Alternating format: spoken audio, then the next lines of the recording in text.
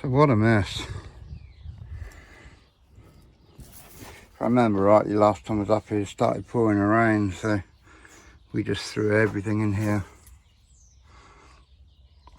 So one of the things I need to do today is just have a bit of a tidy up. So I've got a working usable shed, and then obviously you can make a cup of tea.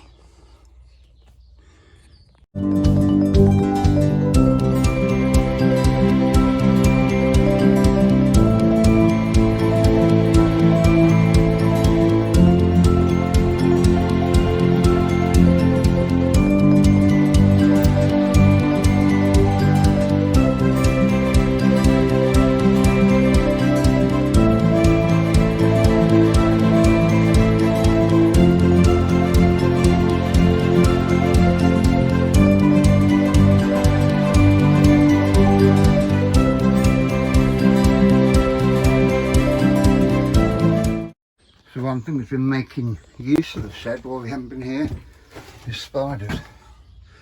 There's literally spider webs, eggs everywhere.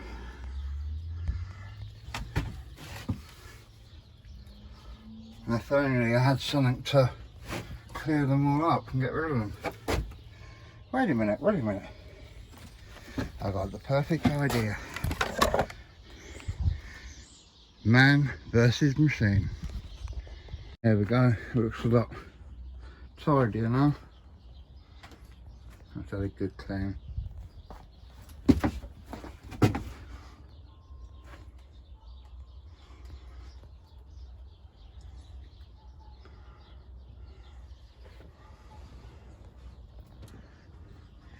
So our little corner there where we have a break. And of course the tea and coffee facilities. Okay, so let's get on to the plot tour. Okay, so starting on plot 1, I've actually got an announcement to make regarding this plot, but that'll be coming up in a second video. So the pile of bark here has got to go on Ben's plot on plot 5. Now here I am, plot 1. We had the elephant garlic in here. We had all the broad beans along here. You can see some pods that let go the seed, hopefully. It's nice and dry, so seed should be okay inside. Now I did give up half of this plot last year, so I'm actually sharing it, so all this along here isn't mine. Over here we've got the 2 thornless blackberry bushes. This is where I had the other garlic and the remainder of the onions, and all this area here was where I had all my potatoes. I've got some compost bins at the end here. The bath there is not mine. So yeah, that's plot 1. I'll take you down now to plot 5, which is Ben's plot, where we predominantly grow the fruits, although we'd have some carrots and parsnips growing on there. Okay, so I'm at plot 5 now. This bed here is our wild flower mix, and then we've got 2 globe artichokes there at the front. We need to cut them down. You can see the growth from this year already. This plot and my plot, as I said earlier on, has been neglected, so there is a lot of work needs to be done on here. This tree has gone black, which would show it's dead, but the top's still green, so I'm a little bit bemused. I'm not sure whether it wasn't enough water or what the reason behind it is. And if the rest of this green foliage here is going to go brown like this, or whether over time the brown will come back to green, I don't know. Perhaps somebody with a little bit of knowledge can leave me a comment in the chat to let me know what I need to do or what's going on. So in our arch here we've got our two evergreens. This one is called Copper Beauty. And iron's Cooper Beauty rather. And the one over this side we had the jasmine. We've got a few flower buds coming up there, but it really didn't do much last year at all. This is the extent of the growth. And this tree seems to be alright. Got some raspberries in here. We do keep pulling them up. This is where the old plot owner had all their raspberries, and as I say, we pull these up and move them, but we still get new shoots coming up. But this bed here is predominantly, again, the flower bed, and you can see already signs of the daffodils and other bulbs coming up. Again, I'm going to pull all these up. Some of them may transplant so I can use them elsewhere, but don't hold a lot of hope for that. Moving on down here, we've got all our blue tubs. This is where we had coriander. In here we had a lemon verbena, but that seemed to die off last year and rotted away, so that's got to come out and go. These are normally all the herb beds here, but you know, I might make some changes because I'm not too happy with them. The thyme in here, and the golden thyme, was about 3 years old, but that's all died off, and I don't think that's going to come back this year. Here has some lesser calamint. You can see this year's growth starting to come up through here. All our mint is along these back here, so I think I'll either move that over there or get rid of it altogether, I'm not sure. This one was the lemon balm. There's no signs of new foliage coming up there. This one here is our sage. This is where parsley goes. This one, pineapple sage, which died off and gone. Oregano's in here. This one had French parsley in. This one had our comfrey, which is the Woking 14 variety. This one had chives. Again, it's all died off. Hopefully though, so we should see something come back. It's been going for about 3 years fine, and yeah, I don't know what's killed them off, maybe lack of water. This one had the other comfrey, just a normal one that died off. So along here we've got our herbs, or mint variety should I say. In this one we've got choc mint. At the bottom you can see all the new buds. Now another question, on the old foliage you can see here that some of them are sprouting. Now does everybody normally cut their mint all the way back to the ground, or do you advise to nip it off where the end of the foliage is growing? Like on this one we've got foliage all the way up here, so shall I just nip it off here, or just cut it all to ground and then let all this new grow up? The same with the berries and creams here, you can see a lot of new foliage. This one hasn't got any greenery on the stalks at all, so that I shall cut back down to the ground. This one had black peppermint in, and you can just see it starting to shoot there. Never got round to planting it into this one, so that's got to be planted. And then we've got some old heathers in there which have got to be moved as well. This one in here is the bulk standard garden mint. All the new foliage come through nicely.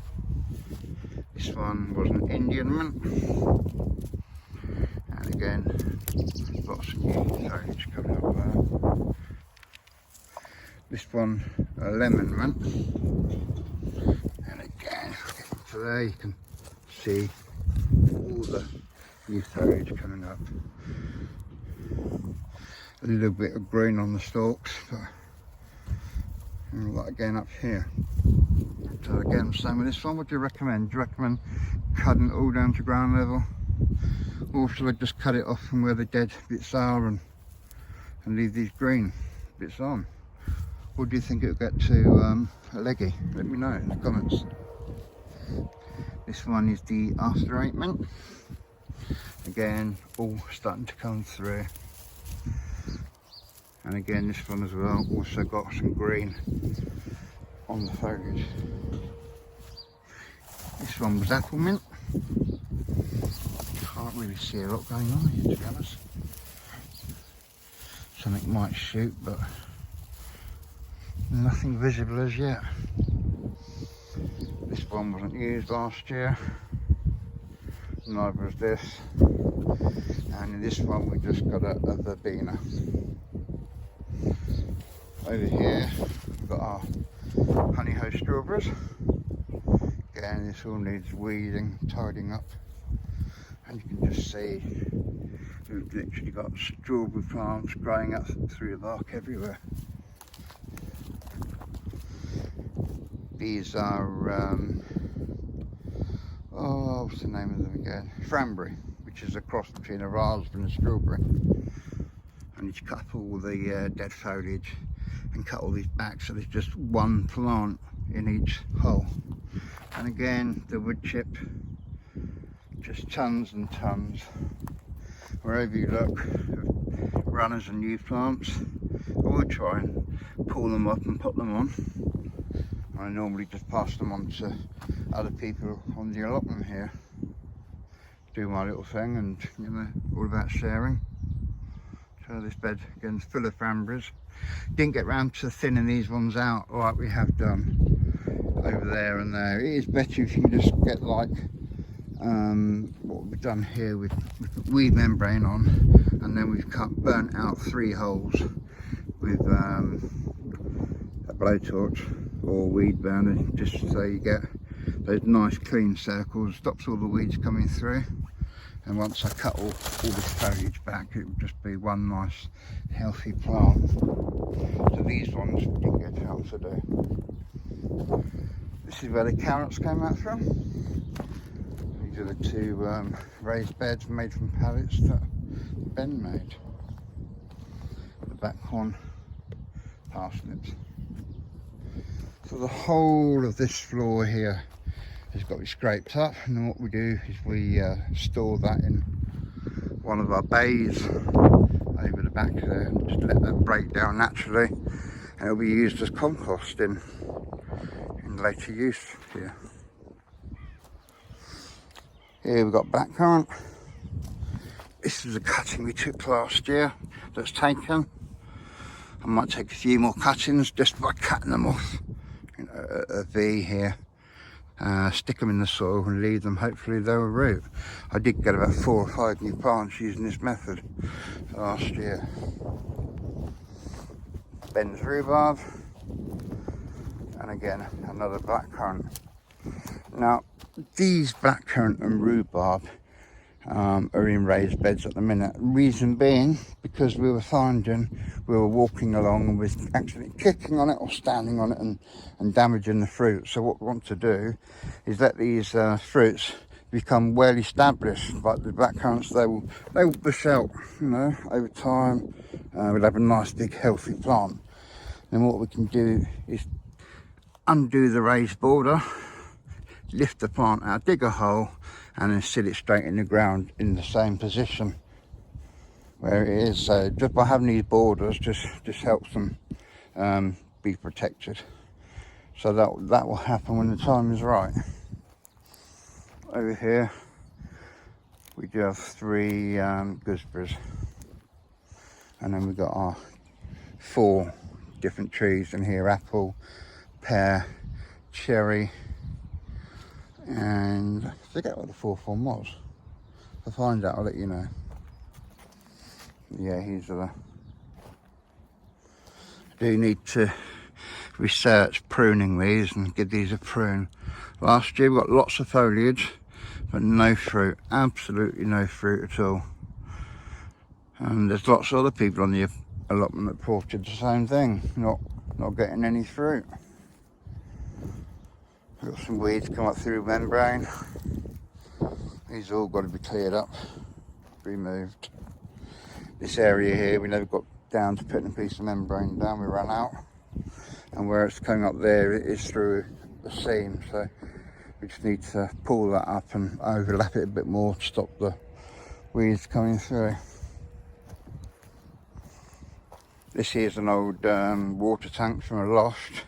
It's going to be used for our wildlife pond, which will be sunk into the ground on my plot 6 over there at the back. So again, these 2 beds here, we've got cranberries in.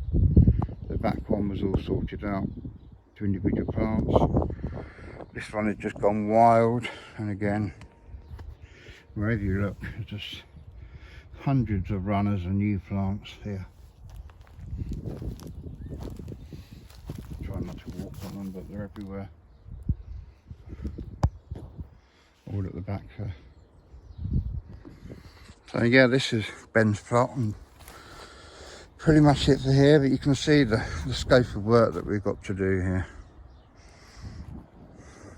I did explain what happened last year and why we did get a little bit neglected here. This here is old bark that we've picked up from along the back here, ready to put new bark down. So once that's all done, we've got all that bark on plot 1 there to bring over and tidy this plot up somewhat.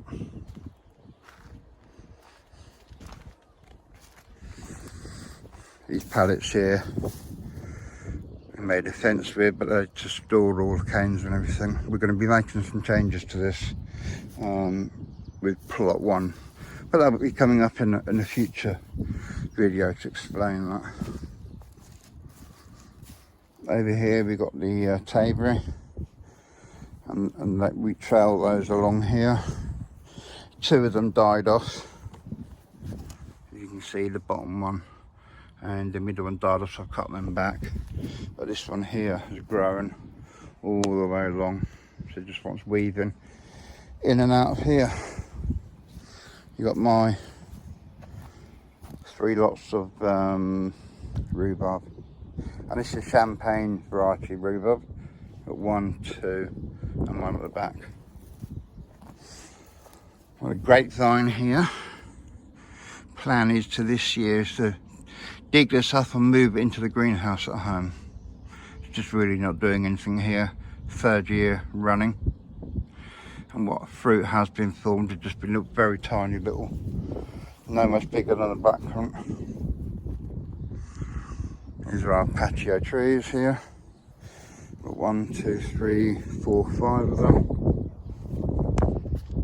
Just about to see them here. This one's bigger. Another 3 there. This is our 2-year cycle compost bays that we've made. We've got videos on our channel on what we've done, where we got this from, and this usage. That does need stapling back down along the back there. But this is this is last year's compost, and this bay is the year before. And you can see how much it dropped. It was level with the top, but where it's broken down over time. Got the carpet on the top just to keep the warmth in. We've got another bay here of some old compost. This here is our manure. This is about 3-4 years old now, this manure. Horse muck. No, not, this is cow's muck, sorry. So that's going to be dug into our brassica bed this year. Last year we had our brassicas growing along there with the framework up, but this year I'm going to create smaller beds along the bottom with the individual varieties in. But there's going to be some changes to this plot as well, which you'll see in an upcoming video.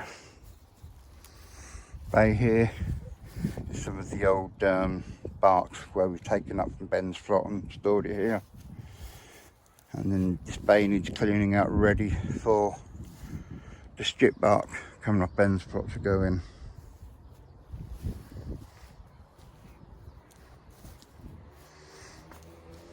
Over here, got my rotavator covers blown off in the wind, so I need to recover that somehow. Let's see the broad beans. Like I said, these are all going to be changing, these beds along here. They're going to be individual brassica beds. 1, 2, 3, and one at the back, 4. And then this big long one at the back will go. This one here will go, and it will be replaced with beds similar to those there. Yeah, I'm ashamed, if I'm honest with you, at how this is looking. You know, I'm a realist, so I'm showing everybody how it is. I don't really want to sugarcoat it and dress it up. You know, it's because I haven't been able to get down here, and by showing you this now, you can see in a future video what work we've done and it's improved it, and then I can show before and after pictures, you know. Onwards and upwards, as to say. Hopefully the old COVID should be eradicated. I'm talking about it being classified as a common cold now, and come March, they're saying you don't need any PCR test, no isolation.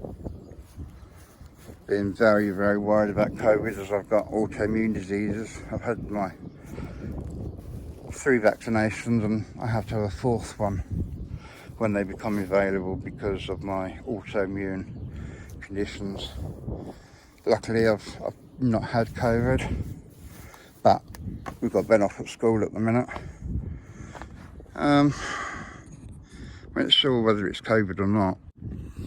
He's got a very high temperature last night, 39.8, which is very high. He's got no cough, he's burning up. He's got a sore throat and is not eating and drinking. We've done a PCR, no sorry, an LFT test, lateral flow test, which has come back negative. And today we've done a PCR test, and that's been posted off. Still showing negative, but I've heard reports that sometimes lateral flow tests are showing as negative when you're actually positive. But yeah, poor old Benny's quite poorly with it. He goes to an SEN school and goes on a bus, and we've been advised that there's been positive cases on the bus and also in Ben's class, which are all who are absent from school at the minute. So it's quite possible that Ben has got it, but I'm touching wood that hopefully he'll be alright. But I'll keep you updated. So this is plot 6, 5 and 1, and this is Gary from Allotments. See you in another video soon.